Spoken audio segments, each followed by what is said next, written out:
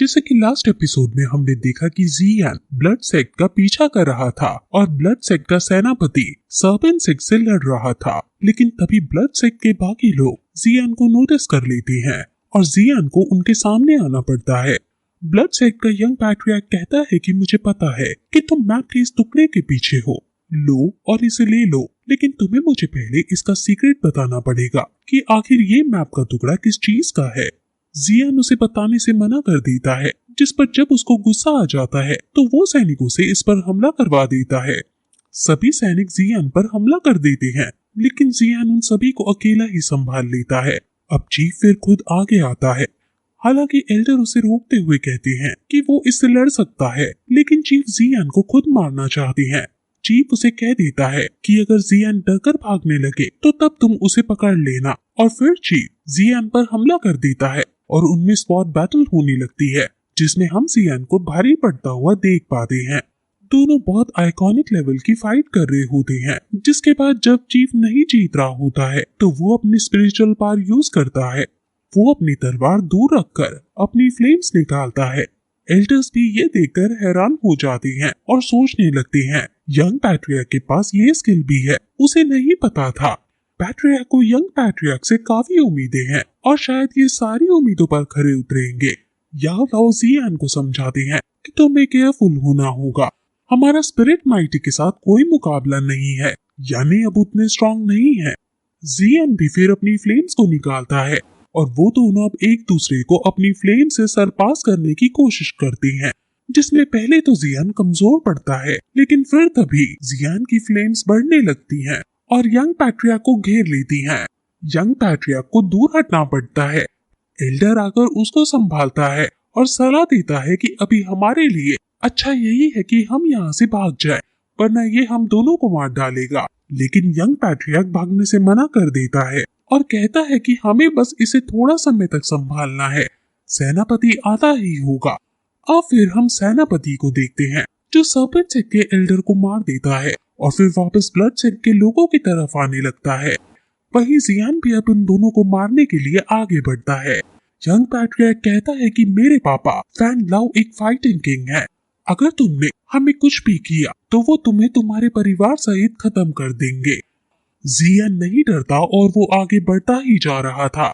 Elder उसको बचाने के लिए उसको पीछे करके खुद आगे जाते हैं और एल्डर और जियान की फाइट होने लगती है। जियान एल्डर के हर एक अटैक से आसानी से बच जाता है और उन पर काउंटर अटैक करके उन्हें घायल भी कर देता है। एल्डर अपनी अलग अलग एबिलिटीज का यूज करके जियान पर हमला करते हैं, लेकिन जियान अपनी फ्लेम से उनकी हर एक चाल को खत्म कर देता है और फिर अपनी फ्लेम से उन्हें भस्म कर डालता है। यंग पैट्रियार्क ये देखकर डर जाता है और वो वहां से भागने लगता है। याओ लाओ कहता है कि उसे जाने मत देना, और तभी भागते हुए यंग पैट्रियार्क का पेट फाड़ते हुए कोई चीज उसे जान से मार डालती है। ये चीज असल में क्वीन मेडुसा की स्नेक फॉर्म है, जिसने उसे मार दिया है।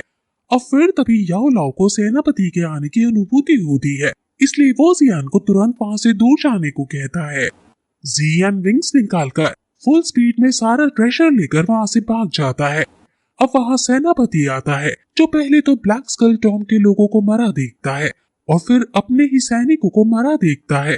वो कुछ समझ नहीं पा रहा था, लेकिन तभी उसे यंग पैट्रियार्क भी मरा हुआ दिखता है और उसको देखकर वो काफी रोता है और अपनी पावर्स का यूज करके पता लगा लेता है कि यहाँ क्या क्या हुआ था और इसे किसने मारा है।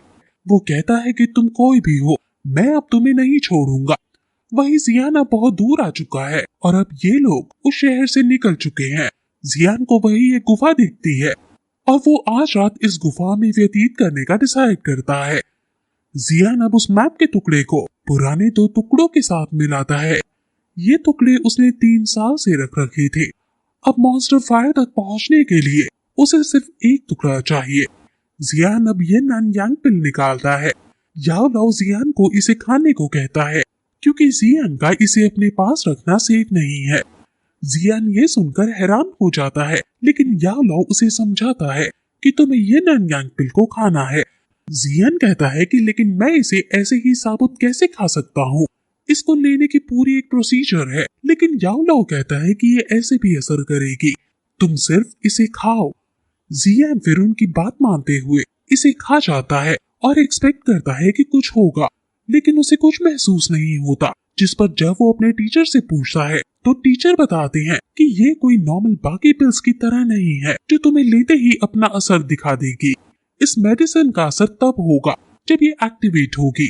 बॉडी के अंदर पूरी तरह से एक्टिवेट करने के लिए नेचर का सहारा लेना होगा।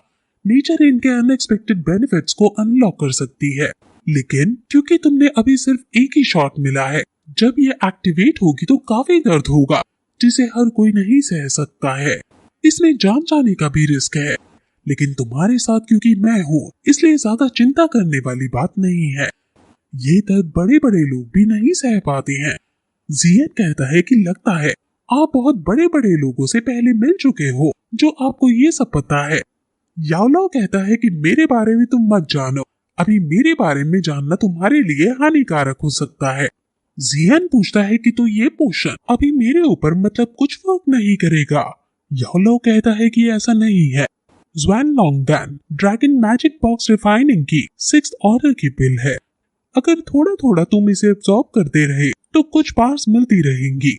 उनमें से कुछ का यूज करके तुम बहुत बड़ी साउंड वेव क्रिएट कर सकते हो। वो साउंड वेव इतनी स्ट्रांग होगी कि तुम कई सारे दुश्मनों को एक साथ घायल कर सकते हो। अब जियन उनके बताए गए तरीके को सीखकर मेडिटेट करने बैठ जाता है और अपनी इस एबिलिटी पर वर्क करने लगता है। और फिर तभी थोड़ी देर बाद उसके अंदर से एक स्पिरिट ड्रैगन निकलता है जो इतनी ज्यादा साउंड वेव निकालता है कि आसपास की पूरी गुफा ही हिल जाती है। आसपास के जंगल तक इसका असर जाता है, लेकिन इसके बाद जियन बहुत ज्यादा घायल हो जाता है और हांफने लगता है। याओलाओ उसे संभालता है और कहता है कि तुमने इस एबिलिटी को प्राप्त कर लिया है, लेकिन अभी के लिए तुम्हारा इसको यूज करना तुम्हारे थ्रोट के लिए हानिकारक हो सकता है। इसको तुम्हें साउंड फाइटिंग के साथ यूज करना है। जियन उनके पास जाता है और कहता है कि आप ये नन्या ज़ुआनलॉन्गडैन के साथ काफी फेमिलियर है। आपको पता है कि कैसे ड्रैगन कॉन्वेनेंट को बाहर निकालने के लिए फोर्स करे। ये जो एबिलिटी उसने प्राप्त की है इसका नाम ड्रैगन कॉन्वेनेंट है। जियान फिर कुछ सोचने पर समझ जाता है कि टीचर ने ही इसको क्रिएट किया है। वो लोग सुबह फिर बाहर जाते हैं और टीचर कहते हैं कि ये नन्या ज़ुआनलॉन्गडैन मैंने ही क्रिएट किया है। मेनलैंड के अंदर केवल 2 ही लोग ऐसे हैं जो इसे क्रिएट कर सकते हैं, एक मैं और दूसरा मेरा पुराना स्टूडेंट। जब वो छोटा था तब उसने अपने माँ बाप को खो दिया था, तो मैंने उसे अपने यहाँ पाला और उसे बड़ा किया। वो मेरा सबसे स्ट्रॉन्ग डिसाइपल बना और मैंने उसे काफी कुछ एबिलिटीज और स्किल्स सिखाए। वो मेनलैंड का बेस्ट मेडिसिन प्यूरिफायर बन गया, लेकिन एट लास्ट उसने धोखा देने का डिसाइड किया। अब जो मैं अपनी स्पिरिट फॉर्म में हूँ वो उसी की वजह से हूँ। जियान को ये सुनकर गुस्सा आ जाता है। याओलाओ कहता है कि ये अच्छा हुआ कि तुम मुझे मिल गए। जियान कहता है कि हमें ब्लैक सील सिटी अभी नहीं छोड़ना चाहिए था, वो हमें वहीं मिल सकता था, क्योंकि क्या पता वो ही ये पिल डिस्ट्रीब्यूट कर रहा हो। याओलाओ कहता है कि अगर वो हमें मिल भी जाता तो तुम्हारे पास इतनी स्ट्रेंथ नहीं है कि तुम उसे हरा सको, इसलिए उससे हमें तभी भिड़ना चाहिए जब हम उतने स्ट्रॉन्ग हो जाएं। हालांकि याओलाओ जियान की बॉडी को यूज करके उससे लड़ सकते हैं, लेकिन यहाँ पास में ही सोल टेम्पल है, जिस वजह से याओलाओ ऐसा नहीं करेंगे। अब जियान अपने टीचर के पास आता है और उन्हें यकीन दिलाता है कि एक दिन वो जरूर उनके पुराने डिसाइपल को सरपास करेगा। टीचर जब देखते हैं कि माहौल बहुत गर्म हो रहा है तो वो हंसने लगते हैं और कहते हैं कि मुझे तुम पर गर्व है। अब जियान फिर कैनान कॉलेज जाने का डिसाइड करता है, लेकिन वो कॉलेज इतना एडवांस था कि वो हर तरह की चीटिंग को रोक लेता है। यानी अगर कॉलेज के अंदर जियान याओलाओ को अपनी रिंग में रखकर कंपटीशन में भाग लेगा तो वो समझ जाएंगे, इसलिए याओलाओ को उस समय जियान से दूर ही रहना होगा। अब वो फिर तुरंत कैनन कॉलेज के लिए निकल पड़ते हैं और कुछ समय में ही कैनन कॉलेज पहुंच जाते हैं। ये पीस टाउन है और जियान अब एंट्री लेता है और एंट्री गेट पर सैनिक यहाँ सभी लोगों को एक पिल खाने को दे रहे थे और कह रहे थे कि अगर तुमने किसी को अंदर जान से मारा तो ये पिल हमें बता देगी। कैनन कॉलेज के गेट पर काफी सारी मिस्टीरियस चीजें थी। वो लोग जियान को भी मर्डरस इंपल्स देने लगते हैं, तो जियान कहता है कि वो कैनन कॉलेज का स्टूडेंट है। वहाँ एक आदमी जियान से उसकी डिटेल पूछता है, जिसमें जियान जब अपना नाम और अपनी एज 18 बताता है तो वो समझ जाता है कि ये वो ही है जिसने पहले दिन ही 2 साल की हॉलीडेज मांग ली थी। वो फिर जियान को कैनन कॉलेज तक जाने वाली गाड़ी में बैठा देता है और कहता है कि कल वहाँ एनुअल टूर्नामेंट है और अच्छा है कि तुम एक दिन पहले ही आ गए। जियान उड़ने वाली गाड़ी में बैठकर कैनन कॉलेज की तरफ निकल जाता है। कैनन कॉलेज के अंदर टूर्नामेंट स्टार्ट हो चुका था और जी जूनियर सभी को हराते हुए आगे बढ़ रही थी। सभी लोग जी जूनियर का नारा लगा रहे थे, लेकिन जी जूनियर खुश नहीं थी क्योंकि जियान अभी तक वापस नहीं आया है। अब फिर होस्ट अगले मैच की अनाउंसमेंट करता है जो जियोफेन और जियान के बीच होगा, लेकिन क्योंकि यहाँ जियान था ही नहीं इसलिए जी जूनियर और ज्यादा उदास हो जाती है। लेकिन तभी वहाँ जियान की एंट्री होती है और जी जूनियर उसको देखकर काफी खुश हो जाती है, जिसके बाद ये एपिसोड यहीं खत्म हो जाता है।